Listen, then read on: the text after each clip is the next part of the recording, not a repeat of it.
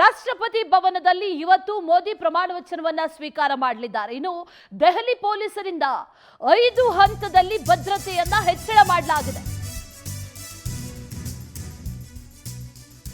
5 ಹಂತದಲ್ಲಿ ಭದ್ರತೆಯನ್ನ ನೀಡಲಾಗಿದೆ. ಈಗ ರಾಷ್ಟ್ರ ರಾಜಧಾನಿ ಹೆಜ್ಜೆ ಹೆಜ್ಜೆಗೂ ಈಗ ಖಾಕಿ ಕಟ್ಟೆಚ್ಚರವನ್ನ ವಹಿಸಿದೆ.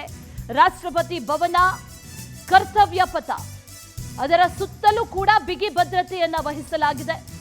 ಗಣ್ಯರು ತಂಗುವಂತ ಹೋಟೆಲ್ಗಳಿಗೂ ಕೂಡ ಪೊಲೀಸ್ ಭದ್ರತೆಯನ್ನ ನೀಡಲಾಗಿದೆ. ಪೊಲೀಸರು, ಅರೆಸೇನಾ ತುಕಡಿಗಳು ಭದ್ರತೆಗೆ ನಿಯೋಜನೆ ಆಗಿದೆ. ಈಗ ದೆಹಲಿಯಲ್ಲಿ ಹೆಜ್ಜೆ ಹೆಜ್ಜೆಗೂ ಖಾಕಿ ಕಟ್ಟೆಚ್ಚರವನ್ನ ವಹಿಸಿದೆ.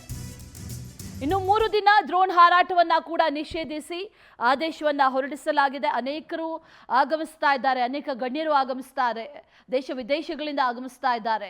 ಇವರೆಲ್ಲರಿಗೂ ಕೂಡ ಸೆಕ್ಯೂರಿಟಿಯನ್ನ ನೀಡುವಂತಹ ನಿಟ್ಟಿನಲ್ಲಿ 5 ಹಂತದಲ್ಲಿ ಭದ್ರತೆಯನ್ನ ನೀಡಲಾಗ್ತಾ ಇದೆ. ಒಂದು ಕಡೆ, ಮತ್ತೊಂದು ಕಡೆಯಲ್ಲಿ ಎಲ್ಲಾ ರೀತಿಯ ಕಣ್ಗಾವಲನ್ನ ಕೂಡ ಪೊಲೀಸರು ವಹಿಸಿದ್ದಾರೆ. ಖಾಕಿ ಕಟ್ಟೆಚ್ಚರವನ್ನ ವಹಿಸಿದೆ.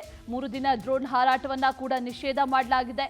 ಯಾವುದೇ ರೀತಿಯಲ್ಲಿ ಭದ್ರತಾ ಲೋಪ ಆಗದಂತೆ ಮುನ್ನೆಚ್ಚರಿಕಾ ಕ್ರಮಗಳನ್ನ ಕೂಡ ಕೈಗೊಳ್ಳಲಾಗಿದೆ. ಕರ್ತವ್ಯ ಪಥ ಆಗಿರಬಹುದು, ಜೊತೆಯಲ್ಲಿ ರಾಷ್ಟ್ರಪತಿ ಭವನ ಆಗಿರಬಹುದು, ಅದರ ಸುತ್ತಲೂ ಕೂಡ ಬಿಗಿ ಭದ್ರತೆಯನ್ನ ಮಾಡಲಾಗಿದೆ. ಇನ್ನು ಗಣ್ಯರು ತಂಗುವಂತ ಹೋಟೆಲ್ಗಳಾಗಿರ್ಬೋದು, ಅಲ್ಲೂ ಕೂಡ ಬಿಗಿ ಭದ್ರತೆಯನ್ನ ಕೂಡ ಮಾಡಲಾಗಿದೆ.